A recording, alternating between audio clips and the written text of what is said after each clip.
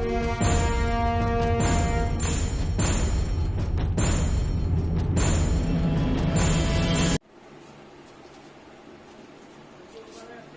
Dear students, Ajit mathematics YouTube channel पर आप सबका हार्दिक स्वागत है।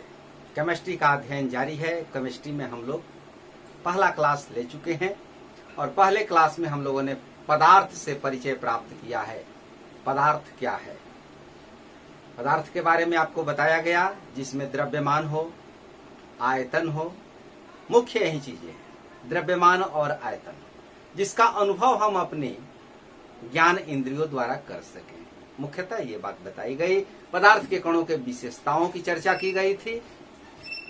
आज हम इंटरनल क्वेश्चन लेते हैं। उस अनुच्छेद के बाद जो एनसीईआरटी में प्रश्न दिए गए हैं, आंतरिक प्रश्न, उन प्रश्नों को हल करेंगे। लेकिन इससे पूर्व यदि आपने इस चैनल को सब्सक्राइब नहीं किया है तो जल्द से जल्द सब्सक्राइब कर लें। बेल आइकन का बटन दबाना न भूलें ताकि आने वाले क्लास का नोटिफिकेशन आपको सबसे पहले प्राप्त हो। तो आइए देखते हैं पहला प्रश्न। यहां पर निम्नलिखित में कौन से पदार्थ हैं? यहां पर दिया हुआ है कुर्सी, वायु, स्नेह, गंध, घृणा, बादाम, विचार, शीत, शीतल पेय और इत्र की सुगंध। ये एनसीईआरटी का प्रश्न है। इसमें से हमको सेलेक्ट करना है, छांटना है कि कौन पदार्थ है और कौन पदार्थ नहीं है। तो पदार्थ होने के लिए इसमें मास होना चाहिए, द्रव्यमान होना चाहिए और साथ में आयतन होना चाहिए, वॉल्यूम होना चाहिए। यानी द्रव्यमान और आयतन दोनों होना चाहिए। अब देखते हैं कि इनमें से किस किस में द्रव्यमान है। कुर्सी द्रव्यमान है, जगह भी घेरता है। वायु, इसमें भी द्रव्यमान है, आयतन इसका भी होता है। स्नेह, यह एक भाव है, जैसे पिता पुत्र का स्नेह हो, माता पुत्र का स्नेह हो, भाई बहन का स्नेह, यह एक भाव है, इसलिए यह पदार्थ नहीं है। गंध भी पदार्थ नहीं है, घृणा भी पदार्थ नहीं है, क्योंकि ये सब एक भाव है। बादाम पदार्थ है क्योंकि उसमें मास होता है, वॉल्यूम होता है। विचार, ये मन का भाव है, पदार्थ नहीं है। शीत का मतलब ठंडा, कूल, तो यह एक गुण है, ये पदार्थ नहीं है। शीत भी पदार्थ नहीं है।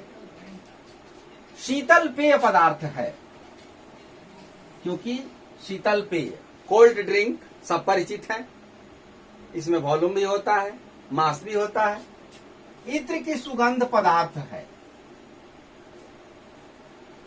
तो जिनको गोल घेर दिया गया वो पदार्थ हैं और जिनको क्रॉस कर दिया गया वो पदार्थ नहीं है। आप सिलेक्ट कर लें। दूसरा प्रश्न है, निम्नलिखित प्रेक्षण के कारण बताएं। गर्मा गर्म खाने की जो महक है कई मीटर दूर से आपके पास पहुंच जाती है, लेकिन ठंडे खाने की महक लेने के लिए आपको उसके समीप जाना पड़ता है। The smell of hot sizzling food reaches you several meters away, but to get the smell from cold food you have to go close. यानी जो गर्मा गर्म रसोई में भोजन बनता है, उस भोजन की गंध हमें दूर तक पहुंच जाती है। पिछले क्लास में इसके बारे में बताया था हमने। इसका आंसर इस प्रकार आप लिखेंगे। चूंकि हम जानते हैं कि पदार्थ के जो कण होते हैं वो हमेशा गतिशील होते हैं और ताप बढ़ने से जब पदार्थ के कणों को टेम्परेचर दिया जाता है तो टेम्परेचर बढ़ने से उनकी गतिज ऊर्जा बढ़ जाती है, उनके कणों की गति तेज हो जाती है। तो गर्मा गर्म भोजन के कणों को हीट मिलता है, उष्मा मिलती है, और जिससे जो कण होते हैं वो बहुत तेजी से गति करने लगते हैं। हवा के कणों से वो शीघ्र घुल मिल जाते हैं। घुलने मिलने की प्रक्रिया को भी बताया था, जिसे विसरण कहते हैं। तो हवा के कणों के साथ पदार्थ के जो कण हैं वो घुल मिल जाते हैं और उन्हीं कणों के साथ, यानी वायु के कणों के साथ, वो एक स्थान से दूसरे स्थान तक पहुंच जाते हैं। लेकिन ठंडे भोजन में उष्मा नहीं होती है और जिसके कारण उस भोजन में जो पदार्थ है उस पदार्थ के कण उतनी गति अवस्था में नहीं आते और वायु के कणों के साथ उतना नहीं घुल मिल पाते हैं जितना गर्म भोजन के पदार्थ के कण मिल जाते हैं। इसलिए हमें ठंडे खाने की महक लेने के लिए उसके समीप जाना पड़ता है, जबकि गर्मा गर्म खाने की महक हमारे पास पहुंच जाती है। तो यह आपका दूसरा प्रश्न हुआ, आप इसका आंसर तैयार कर लेंगे। तीसरा प्रश्न है कि स्विमिंग पूल में गोताखोर पानी को काट पाता है। स्विमिंग पूल जानते हैं, स्विमिंग पूल हो जाए, तालाब हो, नदी हो, कहीं भी जलाशय हो, वहां पर गोताखोर पानी को आसानी से काट लेता है। क्यों? पानी के कणों के बीच जो आकर्षण बल होता है वो थोड़ा ठोस की अपेक्षा कमजोर होता है। उस आकर्षण बल को गोताखोर काट लेता है। गोताखोर पानी को आसानी से इसीलिए काट लेता है क्योंकि स्विमिंग पूल में पानी है और पानी के कणों के बीच का जो आकर्षण बल है वो कमजोर होता है। इसके बाद का प्रश्न है कि पदार्थ के कणों की क्या विशेषताएं हैं। तो पदार्थ के कणों की विशेषताओं की चर्चा की गई थी पिछले क्लास में। पदार्थ के कणों की विशेषताओं को हमने बताया था कि पदार्थ के कणों की क्या विशेषताएं हैं। आइए एक बार फिर देख लेते हैं पदार्थ के कणों की क्या विशेषताएं हैं।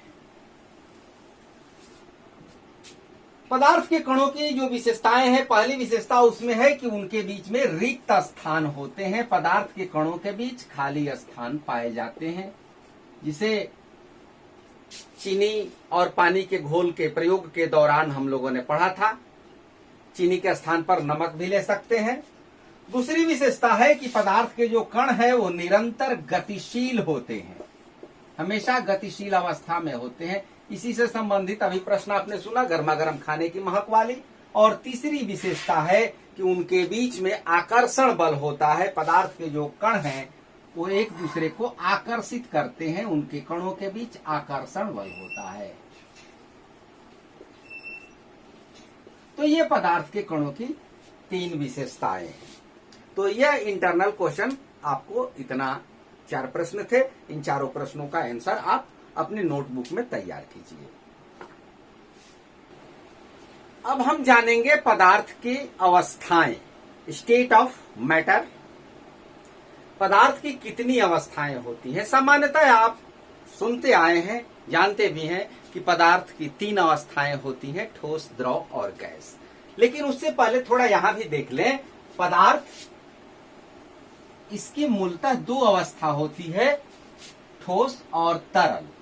तरल का मतलब जो बहता है, जिसमें बहने का गुण हो उसे तरल कहते हैं। और तरल के 2 रूप हो जाते हैं, द्रव और गैस।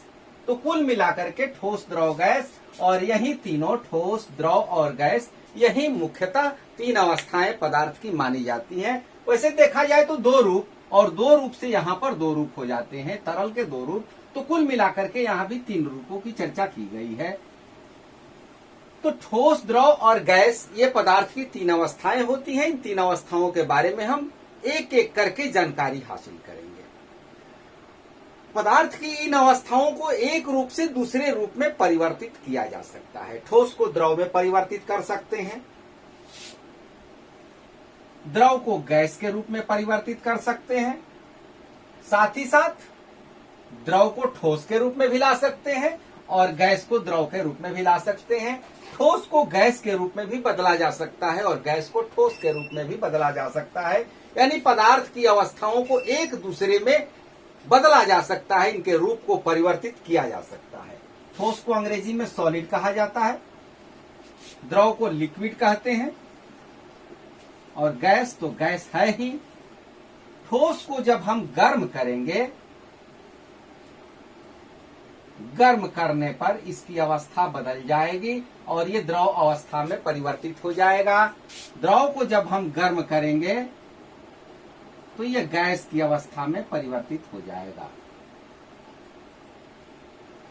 यानी ठोस को गर्म करने पर द्रव और द्रव को गर्म करने पर गैस की अवस्था में आ जाता है। अब ठीक इसका विपरीत, गैस को जब हम ठंडा करेंगे तो यह लिक्विड स्टेट में यानी द्रव अवस्था में, और लिक्विड को जब हम ठंडा करेंगे तो यह सॉलिड स्टेट में परिवर्तित हो जाता है। तो ये पदार्थ की अवस्थाओं को एक दूसरे रूप में बदल सकते हैं। हम अपने आसपास जितनी वस्तुएं देखते हैं उन वस्तुओं को इन्हीं 3 अवस्थाओं में हम बांट सकते हैं। जितनी भी वस्तुएं आप देखते हैं, आपके आसपास हैं, आप देख करके अनुभव कीजिए कि कौन ठोस है, कौन द्रव है, कौन गैस है। इसके बारे में भी बताएंगे। एक एक करके परिभाषा के बारे में, परिभाषा और उनकी विशेषताओं को हम देखेंगे। सबसे पहले हम ठोस की चर्चा करेंगे। ठोस क्या है?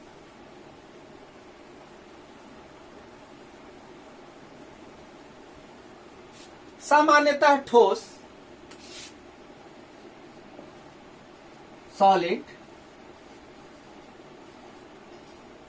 इसमें एक आकार होता है। आकार निश्चित होता है और आयतन भी निश्चित होता है। आकार और आयतन दोनों निश्चित होते हैं।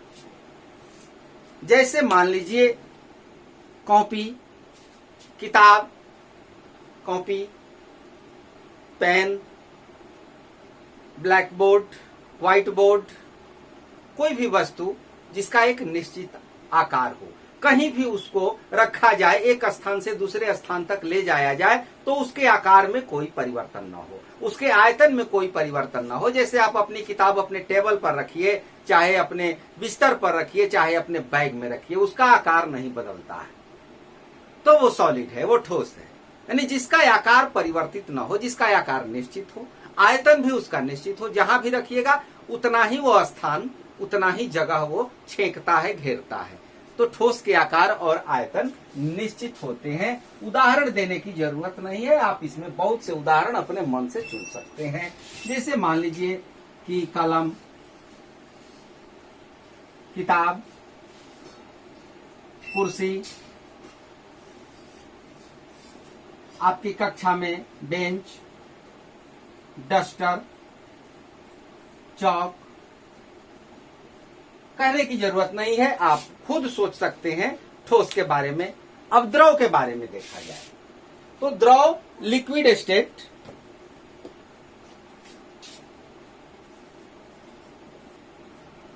लिक्विड, इसका जो आकार होता है वो अनिश्चित होता है। आकार इसका अनिश्चित, जिस बर्तन में रख दीजिए उसी बर्तन का ये आकार ग्रहण कर लेता है। जैसे पानी, किसी गिलास में रख दीजिए तो गिलास का आकार ग्रहण कर लेगा। उसी पानी को यदि कटोरी में रख दीजिए तो कटोरी का आकार ग्रहण कर लेगा। उसी पानी को थाली में रख दीजिए तो फैल जाएगा, लेकिन उसका वॉल्यूम नहीं बदलेगा। जैसे मान लीजिए यहां पर लिख देते हैं, आयतन जो होता है उसका निश्चित होता है। मान लीजिए कि हम यहां पर एक छोटा सा बर्तन ले लिए और इस बर्तन में यहां तक हमने पानी फिलअप कर दिया, और इसी पानी को यदि हम इतने चौड़ाई वाले बर्तन में रख दें तो ये पूरा बर्तन में वो फैल जाएगा, यानी आकार उसका बदल जाएगा। लेकिन पानी की मात्रा उतनी ही रहेगी, पानी जितना इसमें है उतना ही, वॉल्यूम उसका नहीं बदलेगा, आयतन नहीं बदलेगा। तो आकार अनिश्चित होता है लेकिन आयतन उसका निश्चित होता है। तो ये है द्रव। अब गैस के बारे में आप जान जाए कि गैस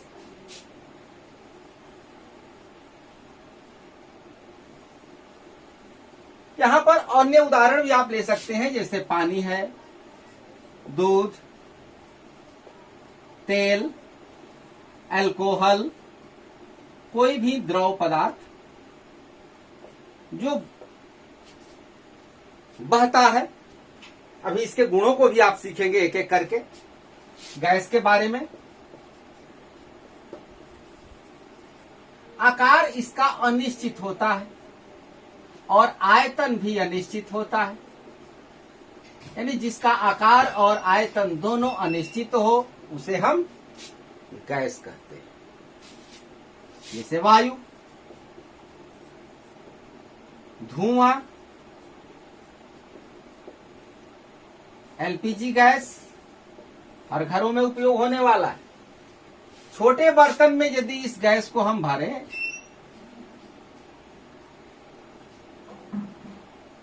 तो इसके जो कण हैं वो पूरे बर्तन को घेर लेंगे, लेकिन इसी गैस को यदि किसी बड़े बर्तन में रखा जाए तो पूरे बर्तन को घेर लेते हैं, पूरा फैल जाते हैं।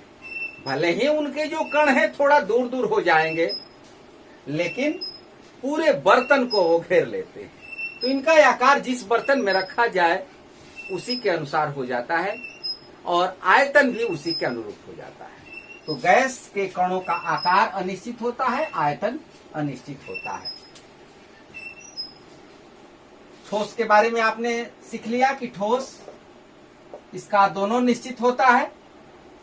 द्रव में आकार अनिश्चित, आयतन निश्चित, और गैस में आकार और आयतन दोनों अनिश्चित होते हैं। तो इस प्रकार ठोस, द्रव, गैस के बारे में हमने सीखा। अब आगे हम सीखेंगे इन कणों की क्या विशेषताएं हैं। उन विशेषताओं की चर्चा अगले क्लास में जारी रहेगी। आप देखते रहिए, कंटिन्यूली आप देखते रहिए, लगातार कोई भी क्लास आप मिस मत कीजिए, पूरा देखिए, क्योंकि एक क्लास के बाद जो अगला क्लास है एक कड़ी से जुड़ा रहता है। यदि आप इस क्लास को नहीं देखते हैं तो अगले क्लास में हो सकता है कि कुछ नई बातें हो जो इस क्लास से जुड़ी हो, तो वो छूट जाएगा। इसलिए प्रत्येक क्लास का निरीक्षण कीजिए, आपकी तैयारी अच्छी रहेगी। Thank you, all the best.